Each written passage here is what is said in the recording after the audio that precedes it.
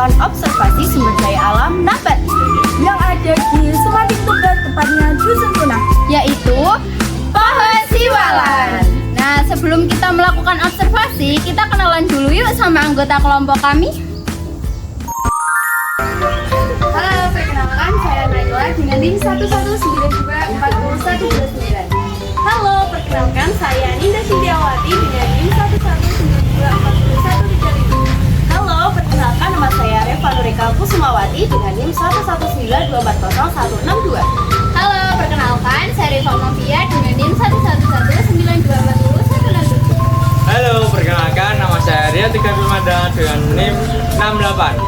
Halo, saya Rizmulin Silvadila dengan NIM 1192401. Halo, nama saya Resanto dengan NIM 72.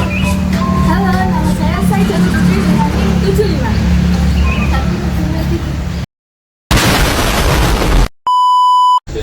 Assalamualaikum Bapak, bagaimana kabarnya hari ini? Alhamdulillah baik Mbak. Ini kita mau mewawancarai tentang produk yang berasal dari nabati. Oke Bapak bisa mulai wawancaranya ya. Oke bisa. Ini ada pertanyaan yang pertama, Bapak bisa ceritakan sejak kapan mulai menanam pohon siwalan? Kalau menanam pohon siwalan itu dari nenek moyang kita ya. Kalau yang menanam itu kita hanya memanen, soalnya siwalan itu maksimal 30 tahun baru bisa berbuah. Kalau yang menanam itu nenek moyang kita dulu, kita tinggal panen, terus kita baru menanam itu paling sekitar baru 1 meter lah tingginya. Kalau kita yang menanam itu baru sekitar 1 meter. Kalau alasan utama Pak untuk memilih siwalan sebagai tanaman yang dibudidayakan? Perawatannya yang nambah, nggak usah mukul, nggak usah apa, nggak usah pengairan, dia kan tumbuh dengan sendirinya kayak kelapa, nggak usah mukul, nggak usah apa-apa, sudah kita tinggal tunggu jadwal panennya 6 bulan sekali kan panen. Kalau perawatannya Pak, apakah ada perawatan khusus atau perawatannya bagaimana, susah apa mudah? Ya nggak ada, sangat mudah, soalnya ini paling ada itu daunnya yang sudah kering, sudah jatuh sendiri. Bisa perawatan sangat mudah, mungkin minggu apa tawon itu Mbak, yang namanya tawon itu. Iya. Untuk produk yang dihasilkan dari tanaman siwalan ini apa aja Pak? Ya legen, siwalan, toa itu kan hasilnya. Untuk dari kayak buahnya, daunnya, batangnya gitu, yang paling banyak dimanfaatkan untuk masyarakat itu yang bagian apa ya Pak? Yang legennya itu Pak, legen sama toa itu yang paling banyak masyarakat di sini, semua penghasil toa atau legen itu Mayoritas ya Pak? mayoritas ya. Untuk ini Pak, hasil siwalan ini apakah hanya dijual mentah atau sudah diolah ulang gitu? Kebanyakan dijual mentah, ada yang buat jenang siwalan juga ada, tapi cuma sedikit. Yang buat jualan seperti buah Pak, buah siwalan itu yang sangat ramai kan itu.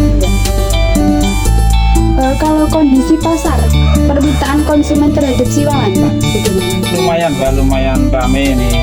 Kalau nggak hujan ya lumayan. Ini kan buat oleh-oleh Pak, luar kota kan nggak ada. Nah, nanti buah khas Tuban ya ini, mau orang-orang mau kemana kan boleh siwalan ini. Iya. Buat oleh-oleh. Dalam pengelolaan siwalan ini Pak, apakah ada tantangan atau kendala yang Bapak hadapi? Ya mungkin hujan itu kan di sawah-sawah ini kan sulit, apa namanya, jalannya kan licin ya, itu ngambilnya itu loh yang susah Pak. Alhamdulillah ya Pak. Ya, ngambilnya panennya itu yang sangat susah karena kan licin kalau hujan gitu. Pohonnya juga tinggi. Pohonnya tinggi ya, pohonnya sangat tinggi, paling orang 15 meter. Ya. Baik, itu Pak yang bisa kami tanyakan ya. Terima kasih untuk jawabannya. Terima kasih ya Bapak udah meluangkan waktunya untuk kami wawancarai. Ya, sama-sama ya.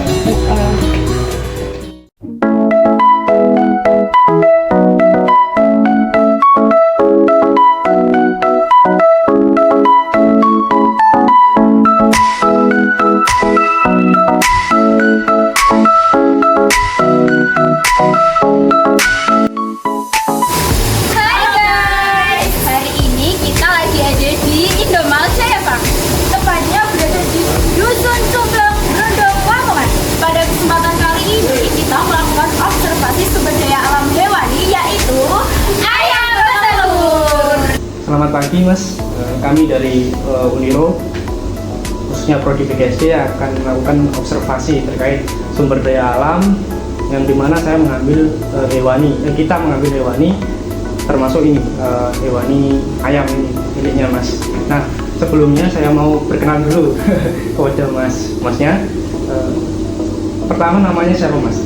Saya mau kenalan dulu. Ini nama saya ini Muhammad Diki Dermawan. Ya biasanya dipanggil ya Diki lah. Memang sapaan sehari-hari lah. Untuk umurnya Mas, saya mau tahu kayaknya kok sama ya. Ya hampir sama lah. Hampir sama. Aku hari ini di 22 tahun. Berarti masih Gen Z lah maksudnya ya Mas ya. Nah saya mau nanya Mas ke poinnya. Nah sejak kapan ini usaha Masnya ini berjalan? Maksudnya ini dari awal umur berapa sampai sekarang? Berapa ya? Tahun COVID itu 2020 ya? 2020. 2020 itu mulai awal usaha ini. Jadi membuka usaha ini pas aku kelas 2 SMA. 2 SMA? Kelas 2 SMA, kelas 3 SMA, masuk kuliah ini sudah berjalan. Jadi aku membangun beberapa jaringan marketing itu di SMA itu. SMA kelas 2 sama SMA kelas 3. Jadi ini pada saat SMA itu lumayan ini membagi waktu. Lalu jadi marketing. Iya nggak marketing tutulanan pasar lah, tutulanan pasar lah. Jadi ini pagi ini baru sekolah. Nah, kan umurnya masih dodo ya, saya itu relatif muda, bukan relatif muda sekali. Nah, kan kebanyakan para pemuda sekarang kan enggan menjadi peternak maupun petani lah Mas ya. Nah, saya mau nanya Mas, apa yang menjadi alasan atau yang mendasari Mas ingin menjadi seorang peternak ayam petelur ini Mas?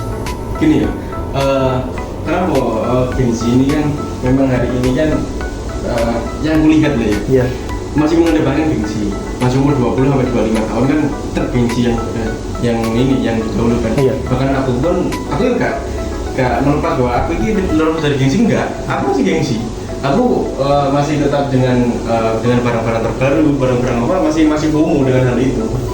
Nah, kenapa kok larinya gengsi jarang ke peternakan? Peternakan kan kebanyakan sekarang kan kotor. Terus nggak serapi yang lain. Kalau dilihat kita konten di TikTok maupun apa kan nggak sekarang yang kalau kita bisnis makanan di food and beverage ataupun kita bisnis di beberapa bidang usaha fashion. Nah di peternakan ini kan kayak bahwa ini usaha-usaha yang memang sudah dulu lah gitu. Nah padahal kita di peternakan itu kita mendapat sustainability-nya. Kita mendapatkan perpanjangan waktu. Kita kalau peternakan ayam, peternakan sapi gitu, sapi ada momennya 1 tahun sekali pada saat bulan besar. Nah kalau ayam momennya setiap tahun terus jadinya, jadi ayam daging, ayam telur sampai ayam yang lainnya itu terus sepanjang tahun. Nah ini sustainability dari ini usaha enggak 2-3 tahun aja. Kalau fashion kan ada tren. Iya.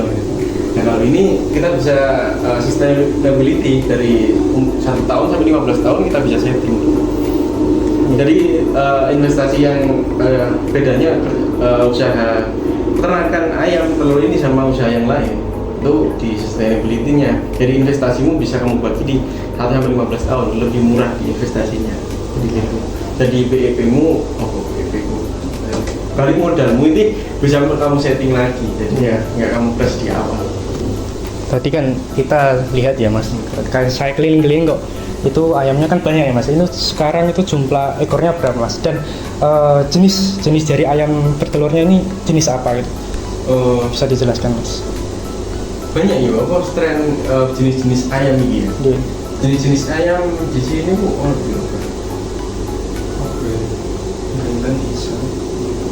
lumayan banyak. Soalnya aku memang tipe orang sih memang masih foto-foto Gen Z ya, masih penasaran dengan hal baru.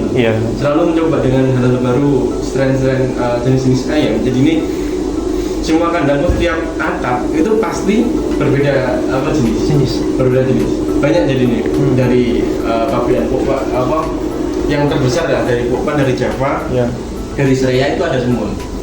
Jadi kita di sini akan mempunyai perbandingan gimana persentase keproduktivitas ayam tersebut. Jadi ada beberapa ya, ada yang memang kurang, ada yang memang bagus. Ya, jadi ini ya menjadi pilihan kita ke depan. Semuanya gitu buat perbandingan. Khusus atau gimana Mas? Kalau kan ini kan ayam bertelur ya Mas, pasti kan harus menjaga kualitas dari telurnya tersendiri itu ya. Nah itu makannya itu ada khusus nggak? Atau kayak umumnya kayak dedek dan nasi itu? Nah itu bagaimana Mas? Tolong dijelaskan. Oke. Untuk ini ya, apa konsumsi ayam? Konsumsi ayam ini ada beberapa ini. Kita tinggal seperti umumnya aja. Tapi aku nyampur sendiri, ada jagung serapan dari lokal sini sendiri, terus katulnya dedek itu dari gilingan padi daerah Palang sini ya. Terus konsentratnya dari pabrikan.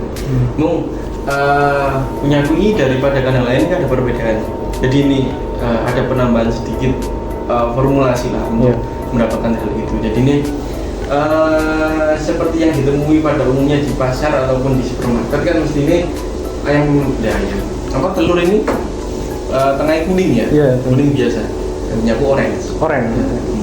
Kita membuat ciri khas di situ. Jadi cuma memang nanti nih memang punya usaha atau entrepreneur buatlah ciri khas pada usahamu.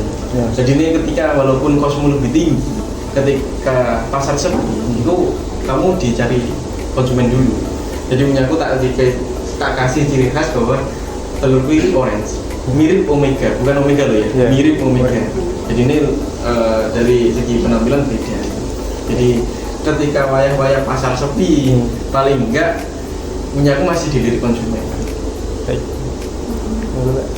Kemudian apakah ada langkah-langkah supaya yang dilakukan supaya kualitas telur punyanya Mas Diki itu tetap bagus? Apa ya? Menjaga kualitas itu tergantung juga, ayam itu bergantung juga pada lingkungan. Jadi ayam sehat, terus lingkungan sanitasi kandangnya sudah bagus, terus kebersihan kandang itu sangat berpengaruh terhadap kualitas. Jadi ayam itu ketika ada waktu nih pancaroba yo terganggu, ya ketika ada waktu nih udan angin koyo terganggu. Jadi ini kita menjaga aja gimana caranya. Kita menjaga pasti ada cara nih, ya apa cara nih, vaksin ya jangan sampai telat.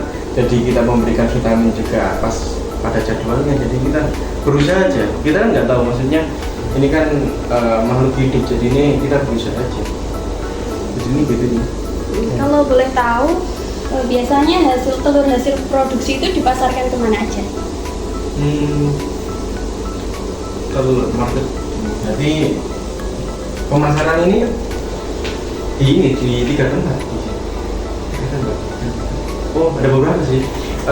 Terutama di daerah sini dulu, lokalan, daerah Brondong sini, dan juga sarapannya lumayan. Apalagi sekarang mulai ada makan bergizi gratis ini lumayan di sini untuk sarapannya. Brondong sini, Tuban Kota, terus Rembang daerah di apa? Mas Dewi Sedan. Daerah kono lah. Pokoknya daerah kono lah itu nih. Terus daerah Gresik Kota. Jadi ini beberapa wilayah pula yang menjadi sebaran telur hari ini. Kemudian pertanyaan terakhir, menurut Mas Diki apa saja manfaat atau dampak dari usaha ternak ayam petelur ini bagi keluarga maupun masyarakat sekitar sini? Bagi keluarga. Dampak. Ya alhamdulillah bisa berjalan dengan baik. Yang dulunya cuma dari 10.000 ayam, sekarang sampai 40.000. Ya, sekitar 37.000 atau 38.000 gitu lah. Bisa sampai gitu berkembangnya. Walaupun aku sekarang juga masih kuliah, masih mobility antara sini ke Malang juga. Tapi ya alhamdulillah lancar. ya untuk lingkungan ya sedikit-sedikit bisa membantu acara teman-teman di luar. Beberapa juga ada acara kampus Uniro yang memang ada sponsor saya, jadi ini lumayan membantu teman-teman dan lingkungan sekitar lah. Iya Mas. Baik, terima kasih Mas Diki ya. Ilmunya sangat bermanfaat bagi kita semua dan bagi para penonton. Mungkin cukup sekian Mas ya, presentasi bukan wawancara hari ini. Assalamualaikum warahmatullahi wabarakatuh Mas. Nah, itu dia hasil observasi sumber daya alam nabati dan hewani dari kelompok kami. See you next vlog and bye-bye.